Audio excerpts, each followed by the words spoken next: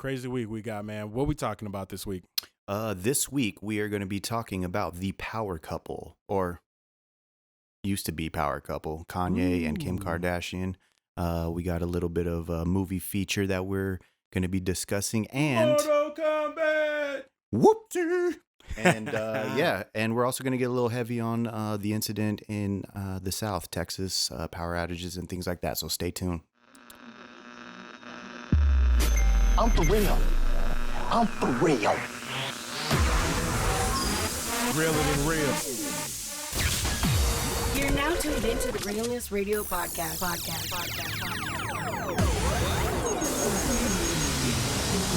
got you stuck off the realness. The realness. Y'all feel me? Y'all feel. Y'all definitely feel. And we're live. What up, people? What's up, partner? What's going on? How's your week been, man? It's been pretty good. Been real chill, actually. Trying to get on the good foot. You know what I'm saying? That's what I'm talking about. I have had a long week. Mm-hmm. Been working like crazy. Getting ready to, like we've talked about a little bit before, we're getting ready for this recreation thing. So that's kind of crazy, man. It is. Yeah, you're right. It is kind of crazy. Even the shop, man. We've had construction workers in the shop tearing down walls and putting stuff up to get it all going. So yeah, it's been a wild week. That's crazy, man. You know what I just read, and I'm sure all the listeners right now are aware, but did you know that Kim Kardashian has finally had enough? She finally had enough. It's over. It's over, huh? It's over. I always thought this was just like a publicity thing, but it's real. It's real. I guess they really this time. She so TMZ reported that she put in the divorce papers. Mm-hmm. She put in the papers and she said, "Enough is enough. This nigga's crazy." Yeah, that's what I was gonna ask next. Is it have to do with the crazy? You know, people aren't gonna say that because you know you have a lot of people who are big Kanye fans and like I like Kanye, his music and stuff. Anybody who knows me knows I'm not a huge fan of his personality and him as a person. Right. I'm more interested in his music that he creates. But I think the craziness is, I think she just had enough. You know what I mean? Mm-hmm. Like she. He's talking about going for president, running, and all these other crazy things. He's crying. He's doing this. He's been really sporadic in his personality and the way that he likes to be portrayed in the media the last, some odd years. Now that could be just a misportrayal that we're seeing because we are the viewer versus knowing the person. So I always give that kind of reverence, right? That I don't know him. Right. So I can't really say I don't like him because I don't know him. Right. You know what I mean? But from what I seen, if I was her, I'd be like, I'm getting the fuck out of here. This nigga's crazy. Yeah, we can co-parent. Yeah. But like, I'm not doing this. You out your damn mind. You know what I mean? Like in the long run, is that really like for Kim Kardashian and them crazy ass people that they are says you're too crazy? Yeah. You're a little cuckoo for There's Cuckoo something Puffs, there, man. yeah. There's something there. Yeah. Something there. So I thought that was crazy for this week, and it was one of those little things I figured, you know what, we got to mention this on a podcast because it's something that everybody's talking about right now. Yeah. And I don't really give a damn, and I don't keep up with the Kardashians, but I thought it was a little interesting that they said, hell no, I'm done. Yeah. I'm Well, good. I mean, they are like a power couple. You know what I'm saying? Like in the media and stuff. I wonder if like, they'll put it on the show. Are they ending the show? I thought they might be ending the show. I think they were ending the show. Okay, yeah, I'm not too sure. I haven't I seen don't it keep in up, a minute. so Yeah, you know yeah. what I'm saying? I don't keep up, so I don't know. But that ought to be interesting. But I think on to more important stuff than the Kardashians, Mortal Kombat. Mortal Kombat. Get Dude. over here. Okay, now this is exciting. I'm loving this right now. I'm like a little kid again. I loved the first movie. Yeah, I love those movies as a kid. We all know the second one was, See, but you know what? Annihilation wasn't that great, but See, you know what's funny? Annihilation is one of my favorites. is it? I love Annihilation for some reason. And I think because as a fan, because I was one of those super fans as a kid, you couldn't tell me nothing about Mortal Kombat. You know what I mean? Like, if you were going to talk about it, I was all about the characters, the little TV shows, and all the stuff that they did at the time. So I'm like, man, to have it come around now is the shit. Yeah. You know what I mean? But I loved Annihilation. Sorry, I had a brain fart there to get back to what I was thinking. I loved Annihilation. It was something they expanded on the lore, right? So we got to see more characters than we did in the first movie. And I like the guy who played Raiden the second time versus the first Raiden. Raiden's my favorite character. Yeah. So it's like, this trailer was banging, bro. Oh yeah, with the fatalities, with the dude. Spoiler warning for people who ain't seen the trailer, but I mean to show how Jax loses his arm, like to give him that was huge. Origin story, great. and we get to see it. Yep. You know what I mean? And they have like a dope ass Sub-Zero. It's like that. We finally got to the point with technology where they could have. I've been talking about it for years. Remake this movie with the actual good special effects, because that was the thing about the '90s version that everyone thinks now. Yes. Because we're in hindsight. They're like, it's kind of corny. Yeah. Because the special effects are corny. Well, at the time, it was the hottest shit out. But like when you look back on it now, it's in hindsight. Like Reptile was a little weird. It was a little off. It was weird, you know what I mean? Everything was a little off. But at the same time, as a kid, that was my shit. Oh, it was my shit. Mortal Kombat. Yeah. Yeah, I played the games. Yes. I had everything. I still remember the blood code, I think. Yeah. ABACABB. Is that the Sega I want code? to say that is the code. Up, down, upright, left, down, left, right. It was one of them motherfuckers, you know what I'm saying? So when it came out, and God, this had to be 1998 when it was Nintendo 64, and it might have been a little further along in the timeline, but Nintendo I think Sega 64, even, and they had Mortal Kombat 4. Ooh, And I remember I played that game to death. Mm-hmm. I knew all the codes. I knew how to play as skeletons. I seen everybody's fatalities, everyone's extra costumes, everyone's alternative fatalities. Was that the one with animalities? It was the one with animalities and the bestialities. Bestialities? Yeah, bestialities, which is funnier weird. these Funnier days.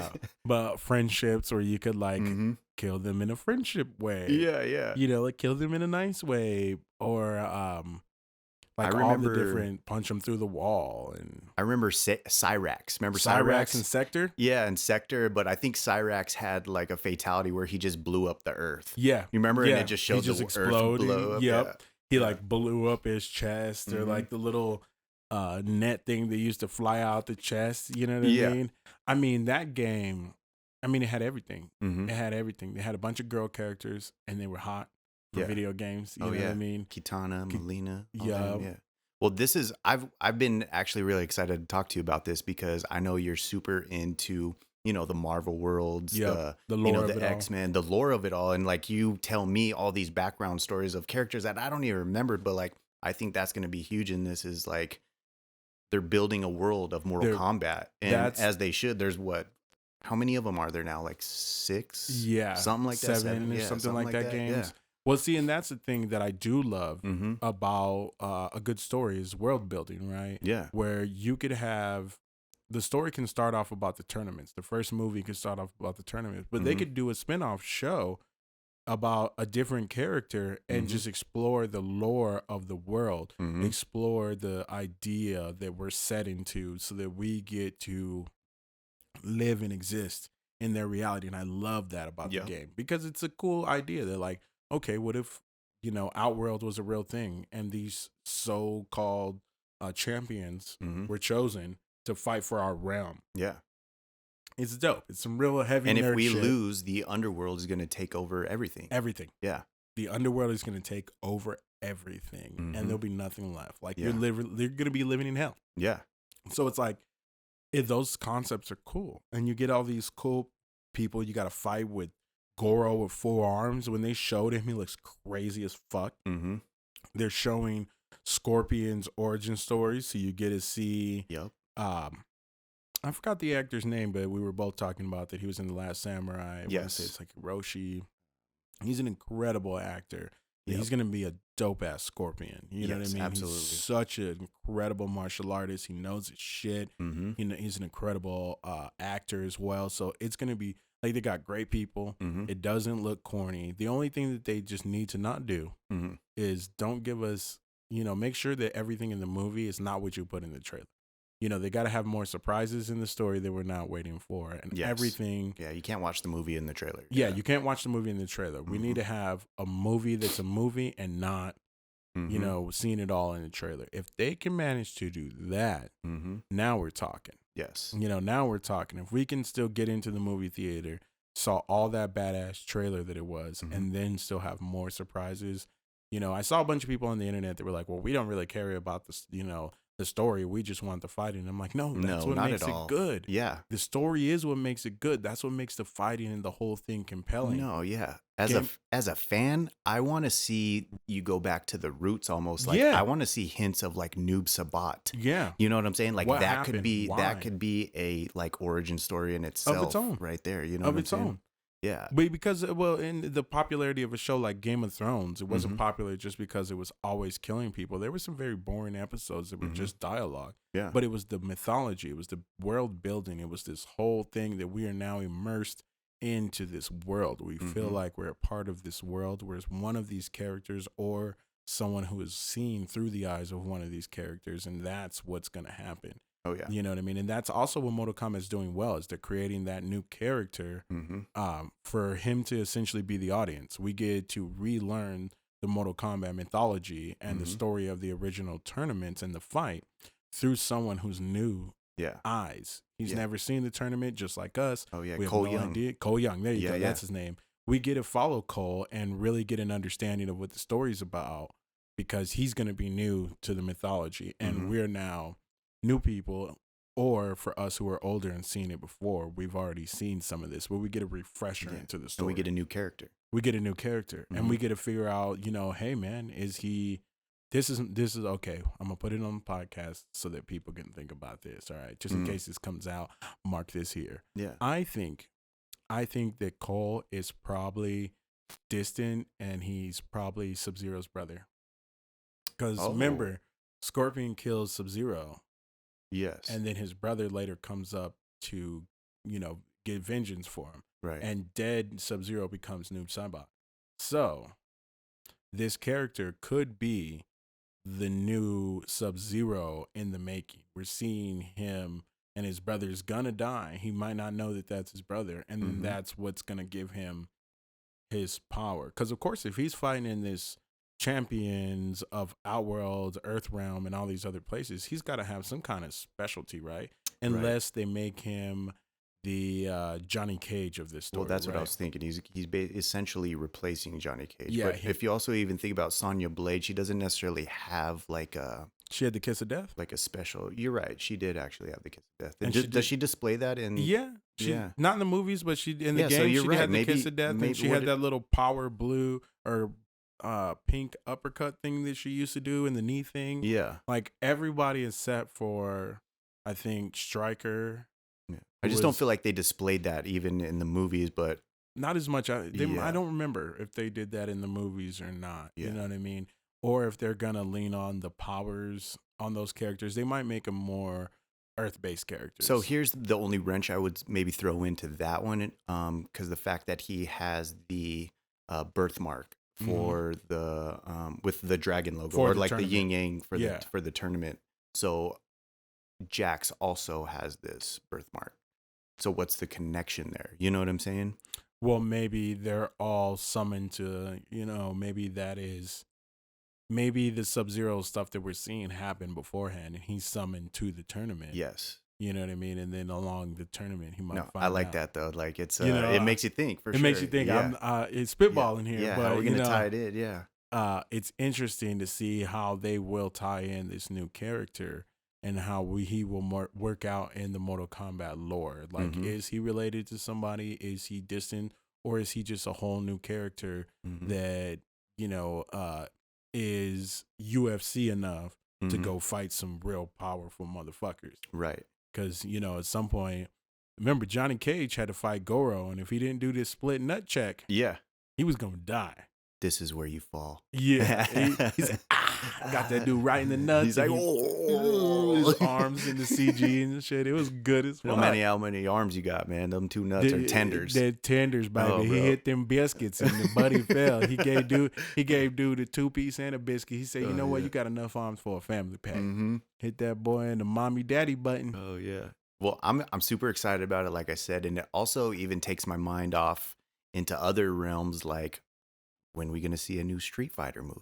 Yo, I've been thinking You know what about I'm saying? that. Like saying, I've been like, thinking about because that. those kind of came out same era, Same you era, know, same time. fighting style. We always had those Street Mhm. Fighter versus Capcom, Street Fighter versus Yeah. Marvel, Street Yeah. Fighter. It could be a whole new world. I Yeah. mean, it Yeah. could. I would love to see them redo Street Fighter because remember we had that back in the Mhm. day. Yeah. With Jean-Claude Van Damme. Yeah, Guile. He was Guile. He was Guile, and Yeah. then we had what's his name? They played in the Addams Family as the dad. He was the evil colonel. Oh, you're right. He was the evil colonel. What's that guy's name? I don't remember the actor's name. Yeah. But he was in that movie. I mean, we had a pretty good, for the times again, we had a Mhm. pretty good Street Fighter movie. Yeah. This would be a good time again to do a movie of that caliber because we do have the special effects. Mm-hmm. And now they can go and shoot in location. They can go in all kinds of places. You know, the big budgets. They could really do a really good fucking Street Fighter. You know what I really liked about probably the last 2 or 3 Mortal Kombat's gameplay wise that I hope to see in the movie is kind of like this 3D aspect. Yeah. Where that shift of view. The shift of view. Yeah. Like I view. hope they kind of incorporate that because it's always cool to see like a video game movie that has like video game style footage. Yep. Like, do you remember the Doom movies where yep. like it just had like the first person like shooter section? And I was like, I loved that because it harkens back to the game. It reminds you of the game when you kind of have those moments where like, yeah, maybe they'll have a moment where somebody in the background goes fight. Yeah. And it's the same as that dude's voice, and we get that over the shoulder first person, but then it kind of sidesteps like the newer games do. Yep. And then it comes to that full side frame where we were like original games where we get to see them frame to frame. Yeah. And then, you know, or maybe they'll give us one of those sweet moments where somebody uppercuts somebody off a bridge into some spikes. Yeah. Like those real. Or up into a new section. Into a new section and like, they jump up there. You know, it's like those real Mortal Kombat things we remember, you know what I mean? Yep. Or switching out characters all of a sudden, you know what I mean? You know it would be funny. They're never going to do it. But they need to have that one dude who used to pop in. When you Whoopsie! Yep. Yeah, what does he say? I don't even know what he says. Pussy! Pussy! Oh, you got to have that dude in the game. Oh, just that. You had to hit that perfect uppercut. You know and then what he I'm saying? just popped his head in sideways. Yeah. You know what I mean? They got to have that in the game. You know what I'm saying? Yeah. Like that. If you have that in the movie, Yes. I'll pay. I'll go to the movie Oh theater. my God, dude. I'll pay. I'll be giggling in my seat. Like, I'll be oh, dying. dude, that'd be great. I'll be dying. That was good shit. That was good shit. It was a good trailer over a very interesting week in the real world.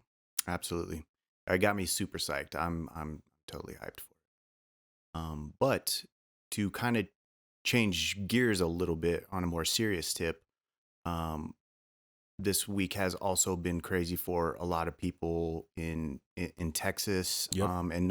And now from what I've read, it's not just Texas. It's like Louisiana, Mississippi. Yep. A lot of different places, but a just unexpected cold surge, storm, where people are basically just left without power, and it's kind of like chaos. You know what I'm saying? It's chaos. Prayers go out to them. I know that sometimes when we say that doesn't really mean much, but I have family in Texas. You have family in Texas. Yeah, my wife's aunt. You know, and it's real crazy. It's real crazy what's going on over there. And to think about it, they just had a natural disaster 4 years ago when they had a flood. Right. You know what I mean? Where people were on their roofs, people's houses were flooded. They lost everything. They lost their money. They lost it all. Yeah. You know, loved ones, animals, everything. Yeah. To now, just 4 years later, you know, if that, you know, we're in another tragedy where they're frozen over. Yeah. And we're in the middle of the corona. Mm-hmm. So what do? You know, you want to tell them to go to a shelter, right? But then you're going to have people stacked into the shelter and you still have the concerns of the Rona. Yeah. So that's still out there. So those poor people are in a rock and a hard place right now. And it's heartbreaking. It is very crazy. I was on Twitter and I was going to pass a story, and this is going to be a little bit of a heartbreaking moment, but I read this story of a couple and their kids who passed away from carbon monoxide poisoning. Yes. Because they just had no choice but to try to warm up in their car and maybe didn't realize, you know, that they needed the ventilation, even though it would bring in the cold. And needed to take that carbon out. You got to get that out of there. You got to get that out of there. That's kind of the thing I've been thinking about too. Is like, you know, these people are put themselves into survival situations, but it's almost like a basic knowledge of safety is just kind of almost out the window, maybe because it's kind of a threatening situation, and maybe we're just not thinking it through. That's what I thought. You know, you're more of in a panic situation. You know, you being a parent, you would know that you're trying to get these kids warm. Your mom's there, your wife's there. You want to try to get the family warm. You're trying to think of everything you can do in the moment. People are in, you know, legitimate panic. Yeah. You know, water's busting. You're trying to clean up the floors. You can't stop the everything. So then you go, hey, you know, we can probably sit in the car. Yeah. But maybe they're in a house. I didn't check the article about what kind of, you know, domicile they live in. But, you know, they're probably in a house with a garage. Yeah. Well, I heard maybe we're talking about the same people, maybe not, but it was a lady who just, went into her car in the garage to charge her phone and was talking with like her sister or something. Yeah. Actually, I think that's a different story. Yeah, it's a different one, but the person she was on the phone with urged the police to go check on her because she was getting really tired on the phone. Yeah. And they found her and the baby like dead. And it's just really unfortunate because it's just a simple, you know, it's something you don't necessarily think of just being in your car, but all these chemicals are building up. Yep. Same thing that's happening with a few other people, not in the same exact situation, but basically what I heard they're lighting like charcoal grills in the house. They had to put out a warning to tell people not to put charcoal grills in their house. You gotta ventilate. You gotta ventilate. They gotta keep warm. Yeah. But that smoke's going to just fill up your house. So me and my mom were having this discussion earlier, and people are they're having to do what they can. I watched another brother on Twitter with his family all in blankets, curled around the fire. It was middle of the night. He only had one log left. Yeah. You know what I mean? And they're not prepared for this. It's not like the South is a freezing cold place. It's not like, you know, Texas gets super, super cold. It does, but you know what I'm saying? They would have never to days on end. And it's like, it's just a new situation that you're being tossed into. And it's like, you can talk about floods, you can talk about tornadoes, hurricanes, but we're not prepared for all of these things simultaneously. We're not. And the infrastructure, unfortunately, is just not prepared. And that's what kind of the sad part is we don't have the infrastructure to have backup plans. You know, it's like we don't pour money into, you know, maybe once in 20 years, every 20 years, we get a hard freeze and everybody's out. You know, like we don't prepare for those types of things because they don't happen often. Well, I think it is super heartbreaking because they weren't prepared for that. This is the pivotal conversation of what people talk about when it's talking about climate change and global warming. Things are happening in places that it didn't usually happen in. And Texas is a prime example. They're never prepared for a freeze. That's hot. It's Texas. You know, it's warm. So they didn't ever prepare to have their plumbing with weatherproofing to make sure that they wouldn't freeze because it's not fucking Minnesota. Yeah. You know, so they weren't prepared, and here we are. People are assed out. People are having pipes bust, and their ceiling is coming down. The insulation's falling through. Water's all over the floor. UGK rapper Bun B put out a video.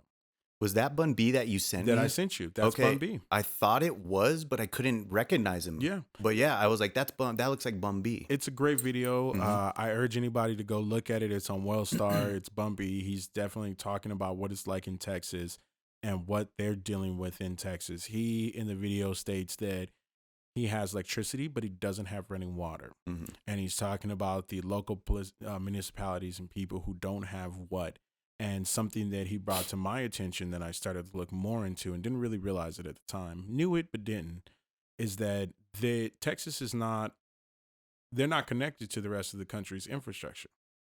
So when things like this happen, we can't send them extra power and we can't send them extra resources because their government has decided to privatize those industries to make more capital. Is that because of the, what is it called, the secession, or because they can secede from, or whatever? Is that part of it, or am I just spitballing It's here? probably part of that because we know that every fucking 4 years, Texas is like, we don't want to be part of America. Yeah. And they're probably trying to do that, or it's greedy people. You know, it's greedy politicians who would rather serve their own interest than having something that serves the interests of the people. And that's what's happening right now, is that they're losing all this power and stuff, and we in Arizona can't send them any. So who negatively gets the impact from that? The people, not the politicians who enact things like that. Yeah. Which, you know, and that serves a prime example with Ted Cruz. Yeah. Ted Cruz is a senator from there, and he decides that during this crisis, that he's just going to up and leave to go to Cancun. Yeah. What kind of leader are you? You're not. Like, yeah, you're not. You're not. And I don't know how many of my Texas friends or people will be listening to this, but this is the opportunity for folks in Texas to vote in better representatives, people who are going to make sure that your infrastructure works for you, and that when stuff happens in your state where there is a crisis, they don't just go and leave you behind. You signed up for inconvenience. Yeah. You know what I'm saying? Yeah. Like, that's, yeah. You chose to be the senator. You chose to be here. You should be here coordinating with the governors and everyone else to make sure that people are getting what they need. Absolutely. Instead of just going, oh, well, my family's going on vacation. I wanted to take my daughter down there. I'm trying to be a good father, blah, blah, blah. That's all good and well to be a good father, but you could have sent your wife and the kids on that vacation because you're still the senator. And your people are literally dying right now. Literally dying right now. Yeah. And have no recourse and no things that they can do or feel like their back's against the wall. And you just, at the very least, showed them you didn't give a fuck. Yeah. You took off. You didn't care. You were callous. And you had to be berated enough to come back. You know, he only came back because of the backlash. Yeah, that's sad. Because, you know, he didn't just, because he packed a big bag. It wasn't an overnight trip. Yeah. He packed a giant bag. So he intended to be gone. But because of the backlash, he had to come back. Hey, this is your chance to get more better heroics and less Ted Cruz's, Texas. I'm sorry that that's happening to y'all. And if there was something we can do, there's some stuff out there we can donate to, or people want to help out, I'd suggest to go out there and do that. I'm sure people are going to need some help. We got the Rona and the cold. That's one of the worst things to be is cold. Oh yeah. And the way I'm seeing it too is like I said, my wife's Irma, she lives in Houston, Texas, and she's been posting videos like on Facebook kind of day by day, like showing it out at nighttime where no lights, you can, you know, everything's pitch black. Fortunately enough, they have enough food and they have bottled water, and, you know, they're settled in and they're good with what they have, but there's a lot of people out there that don't have that backup. You know what I'm saying? There's a lot of people with thin walls, and that cold really bites. You know what I'm saying? Bites. Like they don't even, they're probably burning furniture. Like, well, you know what I'm saying?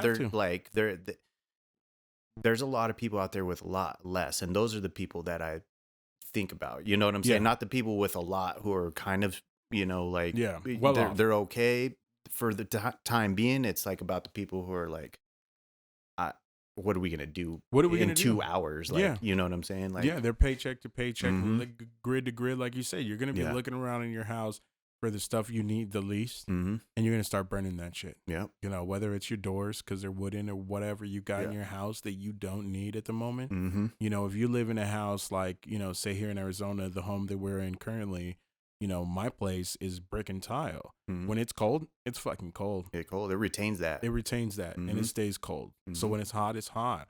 And Texas and Arizona and New Mexico have Utah have a lot of those old tile, brick, adobe style homes that they ain't getting they ain't the temperature's cold, and this is affecting everything. So like, most people who could be listening or people who know me and yourself know I'm a fish geek, right? I love fish tanks and stuff. So I'm on my Instagram looking at fish stuff on Instagram, and even that community is seeing the effects. There's a girl who went into her kid's room, and her fish tank, the size of mine over there, is completely frozen over. Yeah, it was all froze.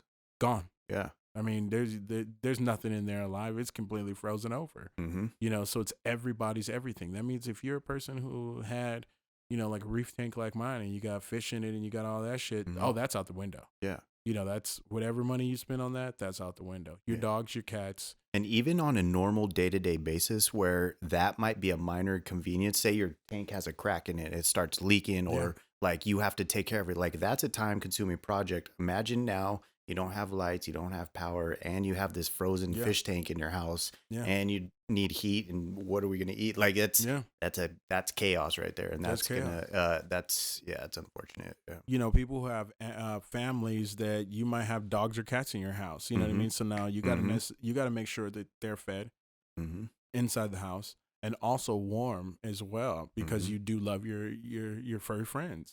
So you're not, if you're a person like yourself.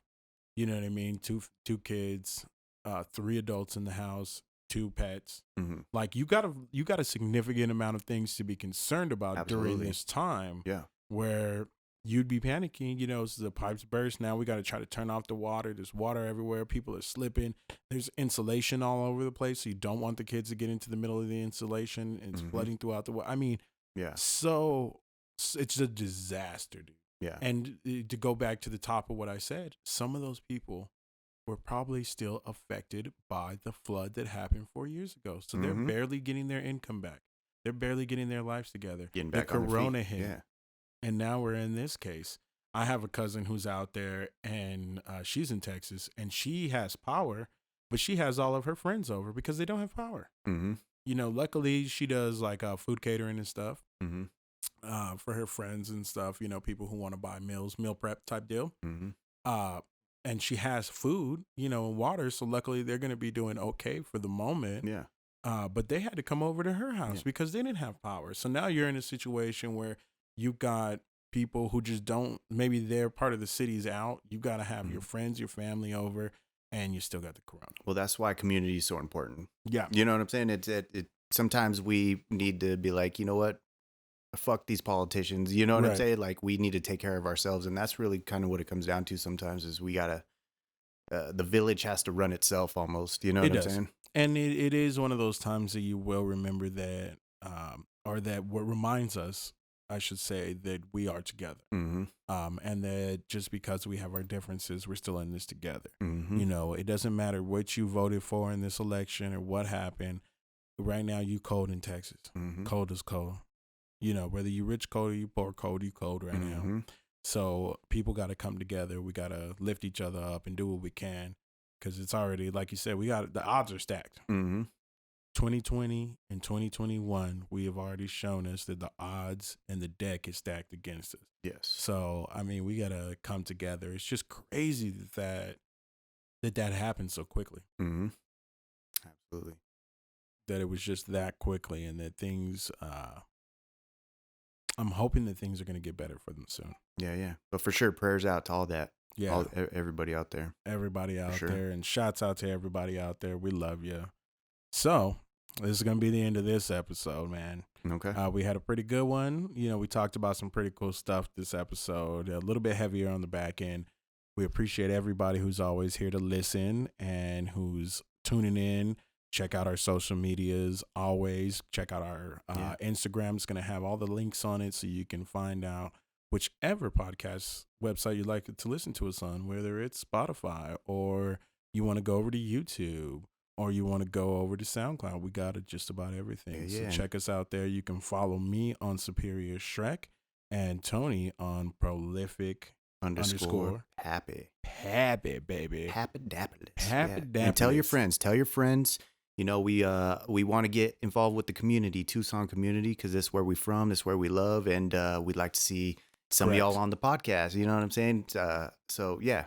Yeah, hit us up. We're going to up. talk to him. We're going to have some great conversations and be here for the next episode. Peace. Peace out.